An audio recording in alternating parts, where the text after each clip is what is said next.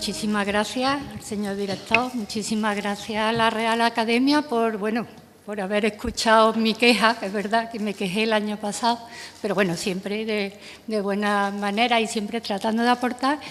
Y bueno, pues muchas gracias por haber organizado este ciclo y por haberme invitado, por supuesto. Y bueno, por supuesto, también muchísimas gracias a todos ustedes que están aquí hoy en una tarde, como bien ha dicho el director, muy, muy calurosa.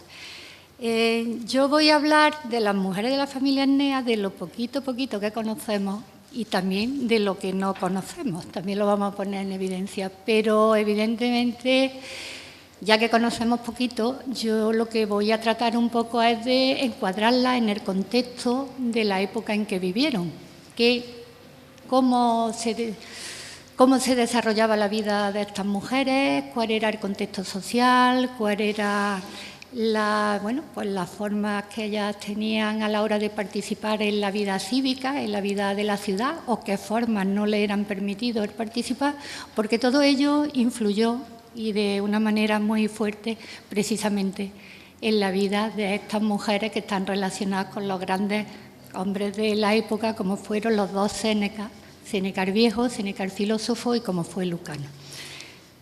En ese sentido, la línea de investigación que llevamos a cabo en el museo, porque no puedo sustraerme a que también les voy a mostrar algunos elementos arqueológicos que nos hablan también de la familia Arnea.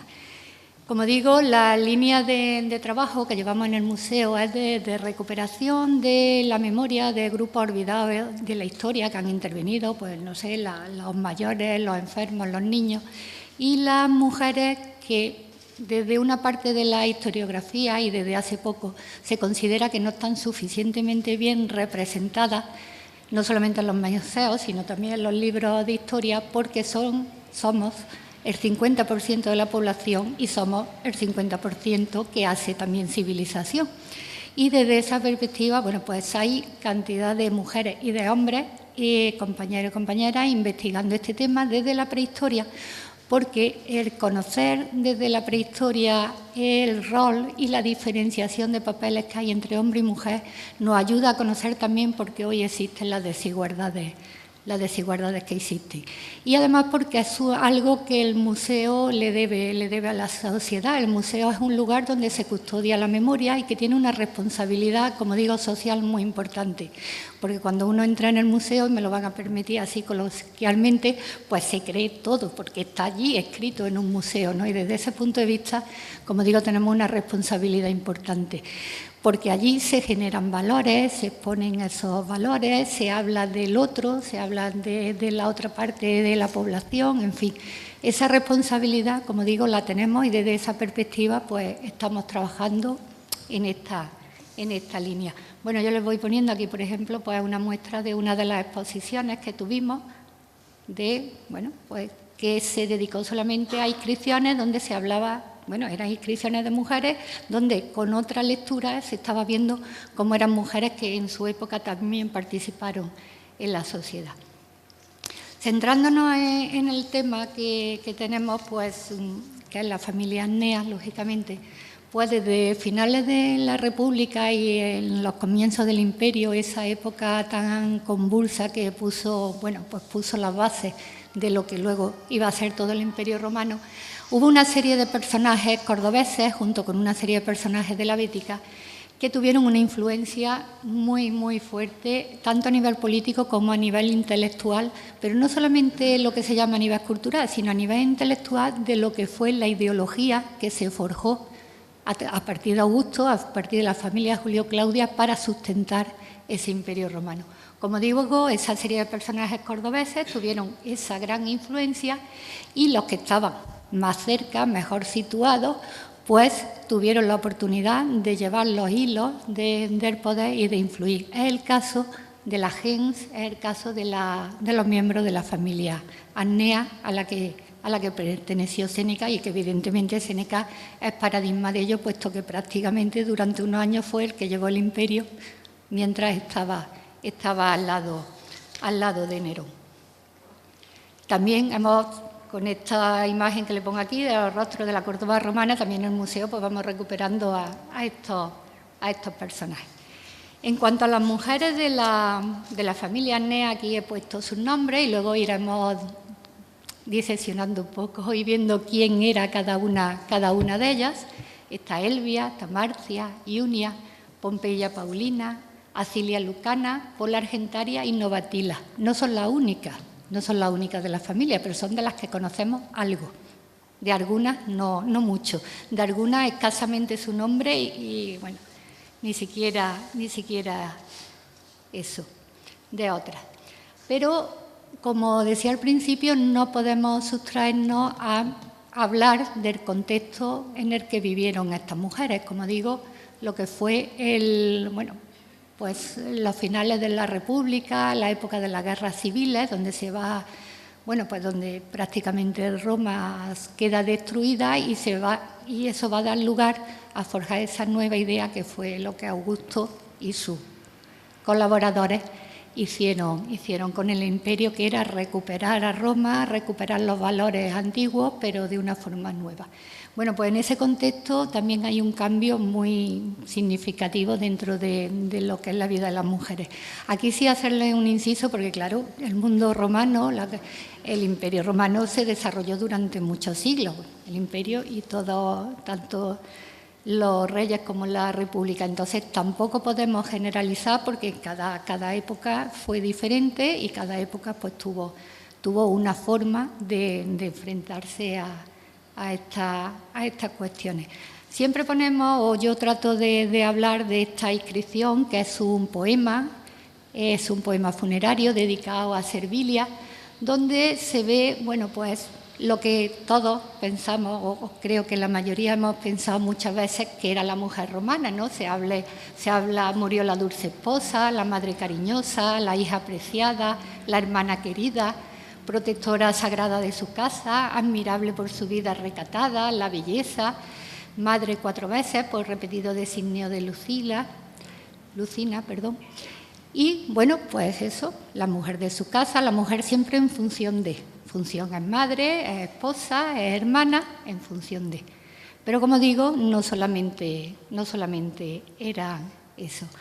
También he dicho que, claro, todo el mundo romano pues se desarrolla a lo largo de mucho tiempo y hay muchas variaciones. También hay que tener en cuenta que varía mucho de la situación social de la mujer. Todas las civilizaciones, por desgracia, están basadas en una desigualdad, basadas en los organismos sociales. Y en Roma pues no se sustrae eso. Roma, pues no es lo mismo ser una mujer esclava o liberta que ser una mujer libre. O ser una mujer libre que no pertenece a una familia importante. Eso como en cualquier cultura o en cualquier civilización. De una manera muy rápida y para ver este contexto vamos a dar 2 o 3 pinceladas, puesto que la cuestión es bastante compleja y yo trato de simplificarla con algunos puntos de vista. En cuanto al derecho, en la situación de la mujer, con lo que respecta al derecho público, ellas carecían de la facultad fundamental en que se basaba el derecho a la ciudadanía. Las mujeres no eran ciudadanas exactamente, porque no tenían los 3 derechos que sustentaban el ser ciudadano. No tenían el derecho al voto en las asambleas, en los comicios, ni en el Senado. No tenían derecho a asumir cargos públicos y ser designadas para magistraturas, para cargos políticos, cargos municipales, provinciales e imperiales. Sí podían desempeñar cargos en cuanto al culto, podían ser sacerdotes, sacerdotisas, podían ser flámines, que también era un cargo bastante importante, pero no podían ser ninguno de los demás. Y, por supuesto, no tenían derecho a formar parte del ejército. Por tanto, las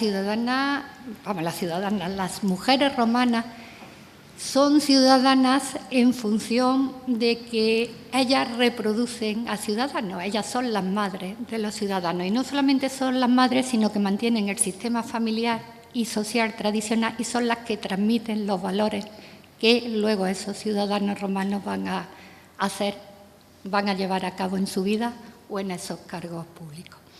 En cuanto al derecho privado, y como digo, de una manera muy sencilla y muy simple, estaba fundamentado el papel de la mujer, por supuesto, en el concepto de la familia.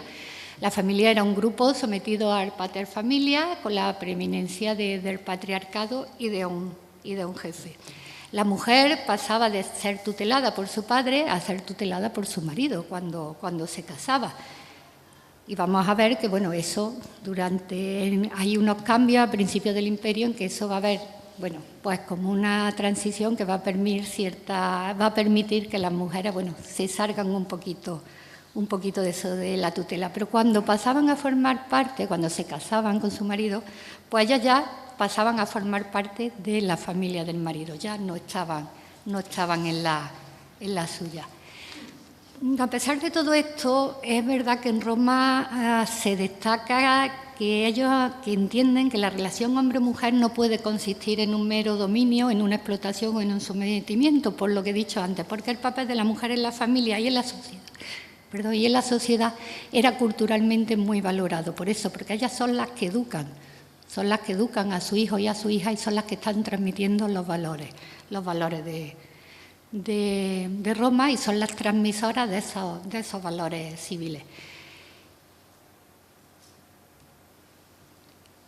Por hacer un rápido recorrido con algunos ejemplos de ver cómo fue cambiando algunos de los elementos que sustentaban la vida de estas mujeres a nivel jurídico, siempre vamos a hablar del contexto de la familia etnea, por tanto vamos a hablar de las mujeres que pertenecen, las mujeres que son libres y que pertenecen a familias pues, con una posición social elevada. La ley Opia, que ustedes ven aquí, que fue aprobada en el 215 a.C., pues eso, prohibía a las mujeres, cualquiera que sea, exhibir más de tanto oro, llevar vestidos, tal, en fin. Esto quería decir que las mujeres, como no tenían su propia herencia, no tenían su propio dinero, pues no podían hacer ostentación de nada. No se trata simplemente de una cuestión formal de ostentación, de llevar algún adorno, sino de lo que eso significaba. Ellas no eran dueñas de su propio dinero y de su propio legado. Pero hay una revuelta de las mujeres contra esta ley. A finales a principios del siglo II antes de Cristo, empiezan las matronas, lo que se llama las matronas, a rebelarse contra esto. Nos lo cuenta Tito Livio en su Historia de Roma, nos transmite esas protestas. Y bueno, de ahí tienen el texto, las matronas no podían ser controladas por las autoridades, se manifestaban y bueno, ellas se asentaban en los accesos del foro, tomaban las calles y le rogaban a los varones, que eran los que podían votar, que derogaran esa ley. Tito Livio lo cuenta muy bien también cuando habla que en el Senado, Marco Porcio Cató, el senador que defiende la no derogación de esa ley, se dirige al resto de los senadores con estas palabras. Y les dice: revisar todas las leyes referidas a la mujer con que nuestros antepasados frenaron su licenciosidad y la sometieron a la obediencia de sus maridos. Y aún a pesar de todas esas limitaciones, apenas las podéis sujetar. Si les permitís que arrojen tales restricciones y que os las quiten de las manos para poner finalmente en igualdad con sus esposos, ¿creéis que las podréis tolerar? Desde el momento en que se conviertan en vuestras iguales, serán vuestras superiores. Ese es el miedo que tenían los senadores romanos.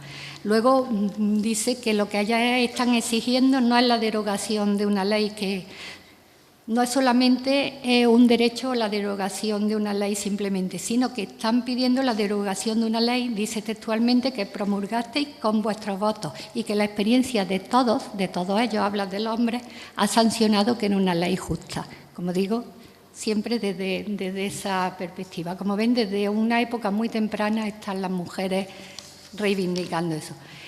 En el siglo I, ya dando un salto en el tiempo, hay también una serie de reivindicaciones, pero la más conocida es lo que se llamó la revuelta de las matronas, de 1.400 mujeres, una revuelta que hubo en Roma en el año 42 a.C., porque los triunviros en ese momento, Marco Antonio, Lépido y Octaviano, impusieron una norma en que las mujeres debían de pagar un impuesto que financiara la guerra contra los republicanos, ya que tenían un déficit de unos 200 millones de sestercios.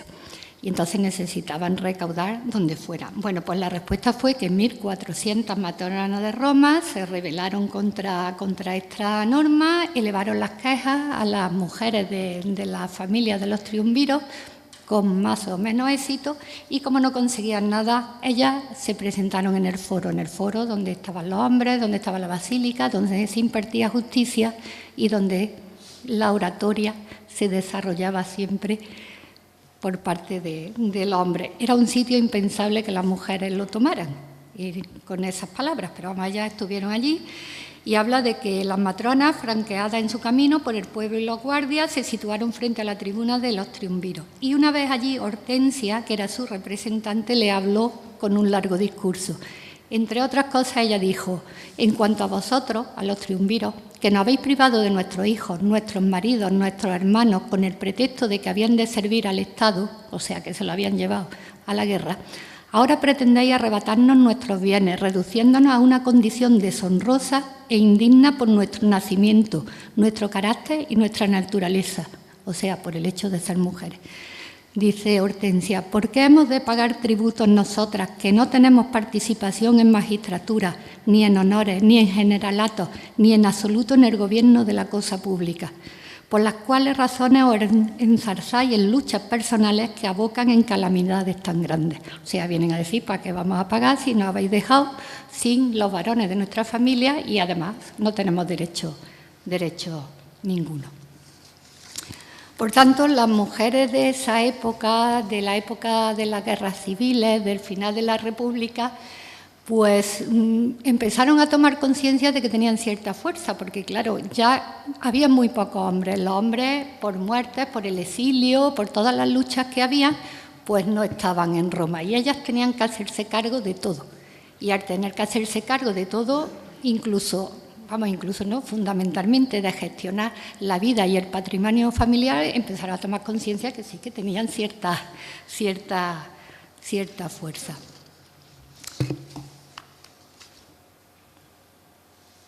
Los cambios que le hablaba antes, y vuelvo a reiterar de una manera muy rápida que le estoy explicando, empiezan a partir de finales del siglo, a mediados del siglo I antes de Cristo, y continúan en la época de Augusto. Y tiene que ver fundamentalmente con la capacidad legal para heredar en condiciones de igualdad con los hombres y para administrar y disponer libremente de su patrimonio. Todos sabemos que si uno tiene una independencia económica, pues ya tiene ganado gran parte de su independencia en otro sentido. También hubo una serie de leyes que facilitaban el divorcio, que facilitaban también que fueran tutoras de su hijo, en fin, todo eso hizo. Fue muy importante la relajación de las tutelas que pasaba del padre al marido, puesto que hubo una serie de disposiciones. Una de ellas se llamó la Conventio in Manus. Había diferentes formas, que no voy a entrar porque es bastante complejo, y aquí, bueno, pues hay profesores en la sala que lo conocen mejor que yo, pero había distintas fórmulas de matrimonio. Bueno, pues una de ellas, la Conventio in Manus, que se introduce en esta época, estableció la permanencia de la mujer en su familia sin que tuviera que pasar a la del marido, provocando así una separación de bienes. Antes la mujer ya no era de una familia, sino que pasaba a otra, con lo cual todos los bienes pasaban a su marido. De esta manera ella seguía estando en su familia y sus bienes no tenían por qué pasar al marido. Incluso ella podía pedir, en el caso de divorcio, podía pedir tener un tutor que no fuese su marido, ni que fuese su padre. Podía elegir a un tutor que le permitiera gestionar su patrimonio y tutelar a su hijo. Otra de las normas fundamentales fue un decreto de Augusto Elius Trium Liberorum, que completó esa independencia económica. El decreto, entre otras cosas, establecía que las mujeres libres con más de 3 hijos o las libertas con más de 4 no necesitaban tener tutores legales. Pasaban, por tanto, de estar bajo el control de sus padres o maridos a poder actuar independientemente, lo cual incluía gestionar sus bienes y heredar. Para las mujeres, esta concesión de este ius le permitía la gestión propia de sus bienes, pudiendo legalmente heredar y pudiendo legalmente legar su patrimonio a quien quisiera, no necesariamente a su hijo ni a nadie de la familia.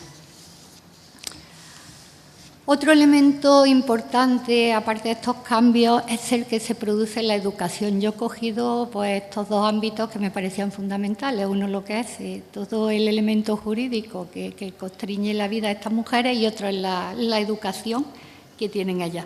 La educación de las romanas empezaba desde pequeña y se prolongaba en general casi hasta los 17 años, porque bueno, prácticamente desde los 13 a los 14 es cuando podían empezar a casarse. Hasta ese momento los padres, los abuelos, las madres, las abuelas le transmitían la historia tanto familiar como de Roma, tanto de la patria. Además de la lengua, ellas aprendían la lectura, aprendían la escritura, aprendían lo que eran las instituciones romanas, aprendían literatura y adquirían unos valores y una educación. Hasta determinada edad diferente de la que se le daba a los niños y a los chicos. Llegada a una edad intermedia, las niñas asistían también a una escuela en que recibían una educación, esta vez sí muy similar a la de los varones, por cuanto los maestros eran los mismos. Las mujeres, por supuesto, también aprendían durante su adolescencia pues, las labores propias de la casa, como tejer, bordar, la cocina, administrar la casa, en fin, todas esas labores que le permitían, como digo, gestionar esa organización que es la vida en una casa. Teniendo en cuenta que estamos hablando de mujeres que no están gestionando una casa como la podemos entender ahora, de un padre, una madre y unos hijos, sino que eran las grandes domus donde convivían los esclavos, los libertos, donde iban los clientes de esa familia, en fin, que era un organismo vivo muy, muy complejo y ellas eran las encargadas de gestionar todo ello. Y traigo a colación lo de la educación, porque eso nos lleva ya a entrar un poco en la vida de las mujeres de la familia Ennea, porque la educación tiene mucho que ver con el papel de Elvia. Elvia Albina, o Paulina, como la llaman en algunas fuentes, era una noble dama de la familia de los Albi, era hija de un magistrado sacerdotal, de Marco Hervio Novato, y nació en Urbago, lo que es actualmente Arjona, en Jaén. Vivió en Córdoba en la segunda mitad del siglo I a.C. Elvia Albina fue la mujer de Séneca el Viejo, de Séneca el Retor, y la madre de Séneca el filósofo. Debió de llegar a Córdoba a muy temprana edad, pues se sabe que ya contrajo matrimonio con Marco Anneo Séneca, conocido como el Retórico el Viejo, a los 14 años, un año después de lo que se consideraba ya apto para contraer matrimonio, puesto que desde que las mujeres tenían edad de procrear, pues ya estaban preparadas para el matrimonio. Con lo cual tenía una diferencia de edad muy grande con su marido, era 14 años menor que él. Ellos fueron padres de 3 hijos, Marco Anneo Novato, luego se llamó Junio Anneo Galión, explicaremos por qué, Lucio Anneo Séneca, que era el hijo mediano, y Marco Anneo Mela. Hablábamos antes del matrimonio, de esa figura jurídica del matrimonio cum manum, de la necesidad de que la mujer no se sometiera a la tutela del marido o del paterfamilias. Pero luego estuvimos hablando también del matrimonio sine manum, que era el que ya le permitía a la mujer no desligarse de su familia. Bueno, pues ese fue el tipo de matrimonio que tuvo Elvia con Séneca, lo cual le dio cierta independencia respecto a su familia, respecto a su marido, al considerarse que seguía perteneciendo a su familia paterna y en tanto conservaba no solamente derechos sucesorios, sino que también conservaba su herencia y su dinero. Esta cuestión de estos cambios que hemos hablado antes, de que ya la mujer no esté tutelada por el marido y pueda seguir con el padre, bueno, pues era también algo que le convenía a los hombres, porque podían tener hijos, pues ellos podían estar casados, tener hijos, pero no tener necesariamente que esa mujer tenerla en su familia, puesto que la dejaban, digamos, jurídicamente a cargo del padre. El decreto este que hemos hablado de Augusto también, que completó esa independencia económica, sirvió también para Elvia, sirvió para esta mujer, porque gracias a ese decreto, cuando fue viuda, porque vimos que las mujeres viudas con 3 hijos podían ellas gestionar su propio dinero. Cuando ella se quedó viuda, pudo gestionar sus bienes y pudo gestionar los negocios.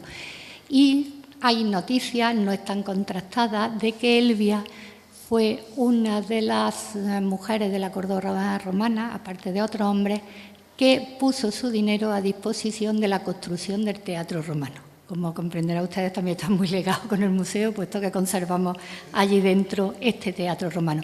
Como digo, son noticias que hay a través de los textos, aunque no estén contrastados. Pero lo que sí está claro es que esa fórmula jurídica de Elvia, del matrimonio de Elvia y Séneca el Mayor, le permitió gestionar todo ese patrimonio y toda la familia. También se dedicó a atender la administración del patrimonio familiar, lo que incluía el seguimiento financiero y, sobre todo, el seguimiento de la carrera política de sus hijos. Por eso Elvia luego se va a Roma con Séneca y se va a Roma con su hijo mayor. Y ella es la que con su dinero promueve esa ascendencia y esa influencia que van a tener tanto Séneca como luego también Lucano. Como les digo, con su primogénito, con Marco Anneo Novato, viaja a Roma, donde éste se consolida como magistrado y conserva el apellido materno, hasta ser adoptado por un amigo de su padre, y entonces pasa a llamarse Marco Junio Galión, que no sonará algo porque en Córdoba hay una calle dedicada a Junio Galión. El pequeño Lucio Anneo Mela, que será el padre de Lucano, se queda, sin embargo, aquí en Córdoba. Y Elvia se traslada a la capital del imperio no solamente por su hijo mayor, sino fundamentalmente el gran motivo de su traslado fue acompañar a Séneca, a su hijo mediano. Esta mujer, además, Elvia, estaba muy interesada por la filosofía, por eso le hablaba antes de un poco genéricamente de la educación. Era una mujer que, por la familia a la que pertenecía, había recibido una educación muy, muy importante y tenía un gran interés, como digo, por la filosofía. Pero su matrimonio a temprana edad y, bueno, pues la opinión de su marido le hizo que le cortara ese acceso a seguir estudiando filosofía. De hecho, Séneca, en su obra Consolación a Elvia, que está dedicado a su madre, pues nos cuenta, hace un relato de su carácter, destaca su habilidad para gestionar el patrimonio, le agradece la abnegación y los cuidados, le agradece todas sus enseñanzas, recuerda con nostalgia sus años de estudio junto a su madre y lamenta que no pudiera profundizar en esos conocimientos. Como él dice, ojalá mi padre, el mejor de los hombres, hubiera querido, menos entregado a la tradición de los antepasados, que tú fueras formada en los preceptos de los sabios, más bien que informada. O sea, él nos está contando cómo su padre le corta a su madre el continuar esos estudios, aunque la madre, cuando se queda viuda, sí continúa en ese aprendizaje.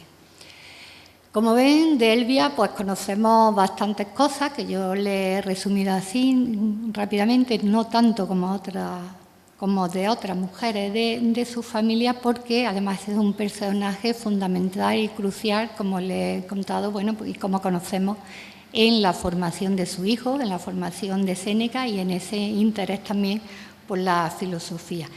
Por las epístolas del propio Séneca conocemos que sobrevivió a su esposo, que era viuda, aunque no conocemos nada de la fecha de su nacimiento ni de su muerte. Pero sí conocemos esa vida que llevó en Roma, promocionando, ayudando a su hijo en su carrera de conocimiento, en su carrera política y luego también a su nieto Lucano, con el que también se traslada a Roma. Además de Elvia, tenemos a Marcia. Marcia era hermanastra de Elvia, del mismo padre, pero de distinta madre. Solamente tenemos una referencia muy escasa a Marcia, pero sabemos que también estuvo muy presente en la vida de Séneca, porque los primeros años que Séneca pasa en Roma los pasa con su tía Marcia, y es la que ayuda o favorece que durante ese tiempo pues Séneca se introduzca y se ha enseñado en el arte de la retórica y también en el estoicismo. Es lo que conocemos, que Marcia es la que en Roma propicia que Séneca se introduzca en ese mundo. Con lo cual, bueno, pues vamos viendo que la influencia de estas mujeres en lo que luego van a desarrollar los hombres de su familia pues es importante. De quien no conocemos nada es de Iunia, porque le he puesto así un poco los nombres en ese orden, Elvia y su hermana Marcia, y luego tenemos Iunia, Pompeya y Acilia, o Pompeya y Paulina, que son las esposas de los 3 hijos de Elvia y de Séneca el Viejo. Iunia no conocemos nada de ella, así algo de que podría llamarse así, pero como les digo, solamente hay una referencia muy breve de Séneca, precisamente en Consolación a Elvia, en que no habla de Iunia, pero sí habla de su hija, o sea, de la que sería la sobrina de Séneca. Y hace una referencia así muy breve a la madre, pero nunca cita su nombre. Iunia es la esposa de Marco Anneo Novatus, el hijo mayor, y como digo, está escasamente citada. Aquí hacerle un inciso que muchos de ustedes conocerán, la importancia de Marco Anneo Novatus, que luego fue adoptado y por eso se llamó Lucio Junio Anneo Galión, fue adoptado por el retórico Lucio Junio Galión, y su esposa Iunia era hija de su padre adoptivo. Él fue procónsul y luego fue cónsul, pero conocemos una referencia porque era el procónsul de Acaya en tiempos de Pablo de Tarso, en tiempos algunos de los apóstoles, y cuando Arque libró, según los textos, los libra de que sea detenido por los judíos en Corinto. Y este hecho está narrado, y lo pueden encontrar ustedes en los Hechos de los Apóstoles, en la parte de San Lucas. Séneca habló de él en su libro En las cuestiones naturales, elogiando sus grandes cualidades humanas y presentándolo como un hombre universal y un hombre que fue amado por los de su tiempo. Pero, como les digo, de su esposa apenas conocemos nada. Tampoco conocemos mucho de Pompeya Paulina, que fue la esposa de Séneca el filósofo. Ella sabemos que fue hija de Pompeyo Paulino, que siempre estuvo al lado de su marido, allí donde fue su marido, que también era una mujer culta, que también estuvo, pues a la vez que Séneca iba escribiendo y se iba preparando, pues Paulina siempre estuvo a su lado y también estuvo en ese aprendizaje, pero nada más sabemos de ella. Y Séneca habla escasamente sobre ella. Sí habla, por ejemplo, en la obra sobre la brevedad de la vida, habla de un Paulino que sin duda sería el hermano o el padre de su esposa, pero de ella apenas nada. Sí conocemos que cuando Nerón obliga a Séneca al suicidio, o Séneca asume el suicidio, Paulina quiso seguir su ejemplo, puesto que siempre había estado al lado de él, y quiso suicidarse también, pero el emperador no lo permitió, y ella, que ya se había hecho la herida, pues ordenó que la curaran para que ella no muriera. La siguiente de las esposas, perdón, que se me ha ido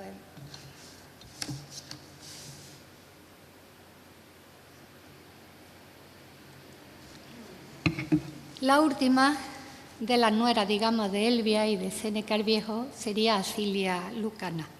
Acilia Lucana era esposa del hijo menor de Marco Anneo Mela y era, como ya le he dicho, la madre de Lucano.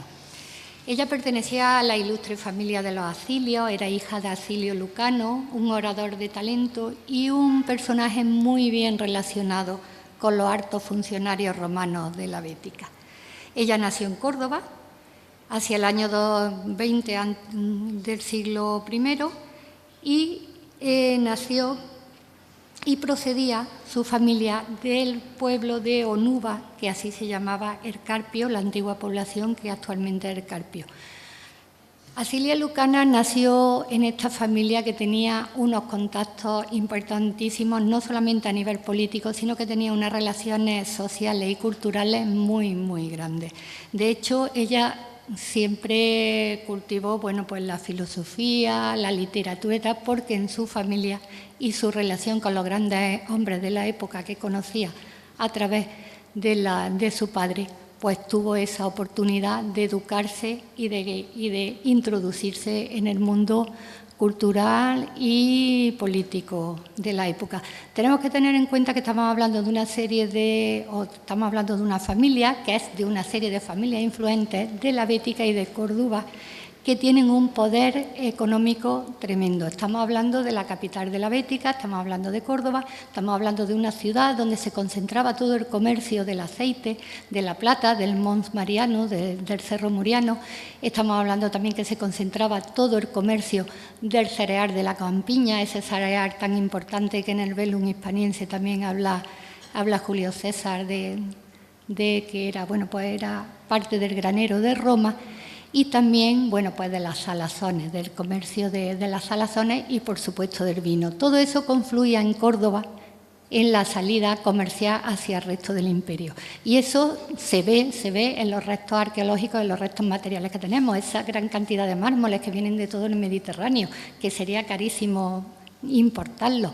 Todas esas manos de artistas helenísticos que vienen aquí a hacer obra a imagen de la propia Roma, todo eso nos está hablando de ese dinero y de ese poder que había en Córdoba. Y ese poder va a ser el que tengan estas familias y esas relaciones van a ser las que tengan estas familias. Por eso la familia Eneas no va a Roma porque sí, sino va porque tiene detrás el apoyo de lo que hoy podríamos llamar los lobbies del aceite de la Bética, que también van a tener influencia en el imperio posteriormente. Bueno, pues en ese ambiente es donde estas mujeres están viviendo y donde estas mujeres se están formando.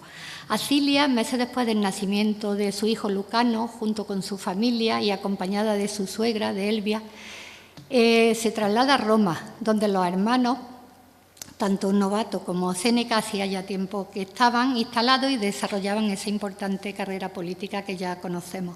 Pero uno de los motivos principales que impulsó a Acilia a ir a Roma fue el mismo que impulsó a Elvia a ir a Roma, fue por su hijo.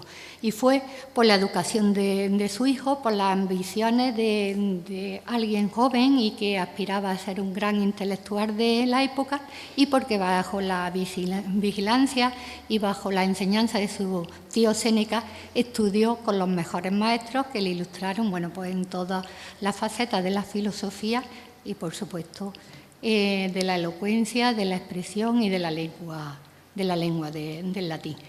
También fueron una compañía y un consuelo para Elvia, que, como he dicho, ya se había trasladado a Roma y estaba allí con su hijo. Acilia continuó participando en ese ambiente de estudio con su hijo y con su marido y con su cuñado Séneca, también en Roma, y ella siguió, bueno, como digo, formándose. Pero ellos también tienen una relación, como he dicho, muy estrecha con el mundo político. Y Acilia fue implicada a finales del año 64 en la conjura del noble Pisón, esa conjura que buscaba derrocar a Nerón y en la que se vio envuelta gran parte de la élite de Roma, pero también gran parte de mujeres de esas familias poderosas de Roma. Ellas también estuvieron en la conjura de Pisón. Esa conjura que fue esa conspiración que fue descubierta y que llevó a Nerón, bueno, pues a condenar a Lucano y a Séneca, fueron acusados por él y que llevó al suicidio a Séneca. Otra de las mujeres de las cuales conocemos algo es Pola Argentaria. Pola Argentaria ya es la hija del orador Argentario, que por su propio nombre, Argentario La Plata, pertenecían a una opulenta familia que estaba muy relacionada con la extracción y con el comercio de mineral y fundamentalmente de esa plata, como digo, que estaba en la zona del Cerro Muriano, en lo que se llamó el Mons Mariano. Poco antes de morir Lucano se había casado con Pola Argentaria y lo que más conocemos de ella es que ella mantuvo durante mucho tiempo vivo el recuerdo de Lucano, celebrando siempre el aniversario de su nacimiento y consiguiendo Pola que grandes poetas como Marcial y Estacio le dedicaran versos a su memoria, versos a la memoria de su esposo, de Lucano. El autor, el Sidonio Apolinar, en su epístola nos habla de que incluso fue Pola capaz de ayudar a su marido en la composición y corrección de su gran obra, de la Farsalia. En honor de Pola Argentaria, compuso Marcial 3 epigramas de su obra, celebrando el aniversario del nacimiento de Lucano. Y habla de ella con gran respeto y admiración. Por ejemplo, tiene un verso en que le dedica que dice: «¿Por qué intactas me envías, Pola, las guirnaldas? Ajadas por tu mano, prefiero tener las rosas». Prefería algo que hubiera pasado por las manos de Pola antes que algo que tuviera intacto. Y también algunas fuentes nos transmiten que ella misma pudo escribir un epitafio a la muerte de Lucano, que decía: «Esposo mío, hoy ha muerto contigo la justicia y la poesía. Esto se ha grabado con fuego y con dolor en mi memoria. Mi corazón sangrando junto a tu corazón, tu rostro amado, una rosa tanto más blanca cuanto más se teñía tu lecho de púrpura». Quiere decir que Pola Argentaria, aunque vivió poco tiempo con Lucano, dedicó toda su vida a ensalzar su obra, a que su obra no se olvidara y que grandes escritores, como es el caso de Marcial, pues escribieran sobre. Aquí tiene, como he dicho, que había 3 epigramas en su honor, uno el que le he leído, de la guirnalda y la rosa, y otros 2 que nombran a Pola son estos, uno con motivo del aniversario del nacimiento de Lucano y otro como homenaje al propio Lucano. Y la última de las mujeres de las que tenemos noticias de la familia Annea sería Novatila. Novatila era hija de Junio Galeón, era sobrina de Séneca, era nieta de Elvia y era hija de Iunia, esa gran desconocida. Cuando Séneca estaba en el destierro, recuerda en todos sus escritos muy cariñosamente a su sobrina Novatila, incluso encarga a Elvia que instruya a su nieta. Y en la propia obra Consolación a Elvia habla de Novatila y le dice a su madre, a Elvia, con respecto a su nieta: «Ten en tu regazo a Novatila, que pronto te dará bisnietos, ámala también por mí, y que se alimente de tu enseñanza». Séneca siempre tuvo presente que tanto su madre como otros miembros femeninos de su familia estaban directamente relacionados con la enseñanza y eran los que le iban transmitiendo a la familia todo el conocimiento. Y estas son las mujeres de la familia Annea, que ustedes dirán que poco conocemos de ellas. Bueno, pues eso también es un síntoma. ¿Por qué conocemos tan poco de ellas y conocemos tanto de los hombres de la familia? Que, bueno, al final fueron los que quedaron para la historia, porque fueron los que dejaron su obra firmada y además fueron los que contribuyeron a la historia de Roma a través de todas las cuestiones políticas y todo el poder que tuvo Séneca en la época de Nerón. Y bueno, pues también nos hace muchas veces no, casi siempre nos hace plantearnos el por qué no conocemos ciertas cosas. Yo solamente quería ahora reseñarle qué cosas materiales, porque nos quedan muchos escritos, pero qué cosas materiales o qué elementos materiales nos quedan de la familia Séneca, de la familia Annea, de la familia de Séneca, y que nos puedan hablar algo de sus mujeres. Y la verdad que son escasísimos. Tenemos este asiento de teatro que estaría precisamente en el Teatro de Córdoba Romana. Esta es una pieza que se conserva en la Casa Namia, es de la colección de la familia, porque parte del Teatro Romano está en su sótano. Y es, como digo, un asiento que está reservado ese asiento a una mujer de la familia Annea por el tipo porque se ha estudiado la inscripción, pero no conocemos exactamente a quién pertenecería. Otra de las inscripciones que nos hace referencia a esta familia se encontró, como ustedes ven ahí, en Bardollero en 1974 y contiene el texto de 5 líneas con 3 epitafios de un matrimonio de Liberto y su hija. Lo interesante es que habla de los libertos de Lucio, pero son, como llevan el nombre, Annea, y son libertos de la familia. No sabemos si serían libertos de Séneca, directamente de Séneca, o sería de algún miembro de su familia, pero ahí tenemos también, que por cierto, bueno, no vamos a entrar en ello, Séneca también es uno de los primeros autores que habla sobre la dignidad del esclavo y habla sobre la necesidad de liberarlo. Pero la pieza más importante con la que contamos y que está allí en el museo es esta. Es un pedestal doble de estatuas Estos son de estatuas de las que se dedicaban a personajes importantes que habían hecho algo por su ciudad, por su comunidad. Es muy raro encontrar un pedestal doble, es el único que se conoce en la Bética y el único que se conoce en Córdoba. Su ubicación original debió ser el foro de nuestra ciudad y es una de las inscripciones honoríficas más antiguas conocidas por ahora en Córdoba y pertenece a la primera mitad del siglo I, posiblemente a época de Tiberio. Lo interesante es que tiene dos inscripciones aquí, bueno, en esta parte de arriba, sí, aquí tienen una y aquí tienen otra, y aquí tienen la transcripción. La inscripción es un acta dedicada a Valeria, hija de Tito Valerio y esposa de Lucano. Se puso esta estatua por decreto de los decuriones. Y la siguiente es Acilia, hija de Lucio Acilio y esposa de Publio Emilio Silón. Se puso esta estatua por decreto de los decuriones.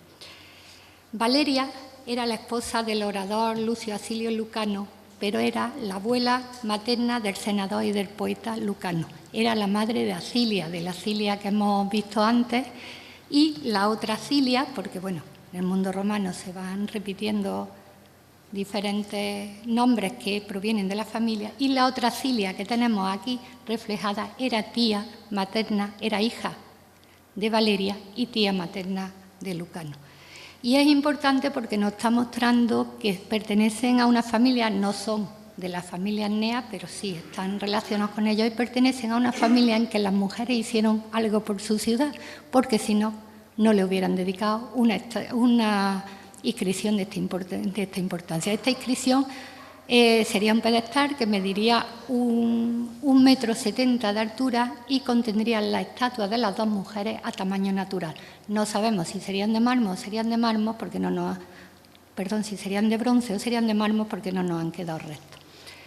Y es importante porque nos está mostrando qué hacen esas mujeres con su dinero y con su influencia. La presencia de la mujer en la vida pública de las ciudades romanas es muy fuerte y la vemos a través de inscripciones y la vemos a través de otros elementos. Y aunque, volviendo a la cuestión del derecho, no eran ciudadanas, sí podían, a través de su dinero, contribuir a ser ciudad.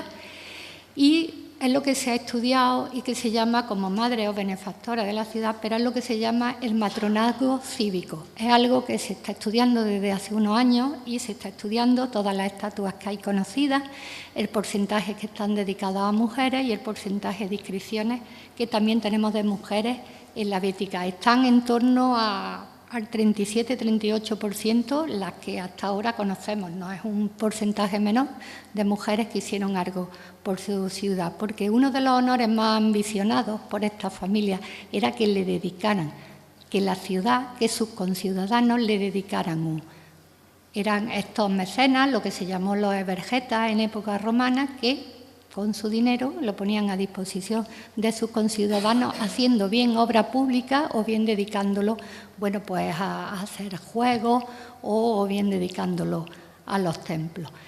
Y, como digo, las mujeres con su dinero, a través de todos esos cambios jurídicos que se dieron en la época, de los cuales nosotros hemos visto unos poquitos nada más, contribuyen no solo, como nos dicen algunos textos, que Elvia puso parte de su dinero para la construcción del teatro, que era algo para su ciudad, sino que también contribuyen con otros elementos. Y por último, que puede parecer una cosa así menor, pero yo creo que es importante, es qué nos queda, aparte de los escritos y aparte de las cuestiones materiales, qué queda en esta ciudad de la memoria de esas mujeres. Bueno, pues con algo muy común, como el Google Maps, pues se lo muestro aquí. Hay una calle dedicada a Elvia, que está en la zona del Brillante, ven aquí la avenida del Brillante, y tenemos una calle dedicada a Elvia. También Elvia es el nombre que se le da al repositorio institucional de la Universidad de Córdoba. Ahí nos queda también la memoria de lo que fue esta mujer y de su importancia. Pero también se llama Elvia a la plataforma educativa de los centros TIC. O sea que ahí vemos cómo se va manteniendo el nombre y, bueno, pues alguien cuando vea estos ejemplos podrá interesarse o preguntar quién era esta mujer. También tenemos una calle dedicada a Pola Argentaria, que está en la zona, bueno, pues del campo de la Verdad, cerca de la carretera de Castro. Aquí está la parte de la carretera de Castro. Y tenemos una calle dedicada a todas las familias. De las mujeres solamente tenemos los ejemplos que hemos visto antes. Tenemos también la calleja de Junio Galeón, la que se abre en 1965 y se hace este relieve que dice Córdoba a la estirpe Arnea, donde se representan tanto a los hombres como a las mujeres. Y, por supuesto, tenemos a Cénica, que está, aquí hay unos pocos ejemplos, pero está múltiplemente representado frente a los pocos ejemplos que vemos en las mujeres. Pero que aunque pensemos que no, en la vida diaria y en la vida de la ciudad están ellas representadas. Y esto es parte de esta historia, pero ya es para otra ocasión. Estas son otras mujeres, otra historia, son las emperadoras, son las emperatrices de la Bética, son de esa dinastía del siglo II, de los antoninos, donde los emperadores béticos, Trajano, Adriano, y donde también Marco Aurelio asumieron el legado político de Séneca. Asumieron esa forma que Séneca decía que había que gobernar y ellos fueron los que lo llevaron a la práctica 2 siglos después. Y fue muy importante la historia de estas mujeres porque ni Trajano, ni Adriano, ni Marco Aurelio, ni Antonino eran familias, ninguno de ellos, sino las que eran familias eran sus mujeres, porque la legitimidad del poder imperial se transmitía a través de las mujeres. Y esas mujeres eran mujeres de la Bética y eran mujeres de Córdoba y eran familias que estaban aquí. Pero, como digo, eso ya será otra historia. En fin, espero que, bueno, con distintas pinceladas y distintos elementos se hayan podido hacer una mínima idea de lo que pudo ser la vida de las mujeres en aquella época y la vida de estas mujeres de la familia Arnea. Así que muchas gracias.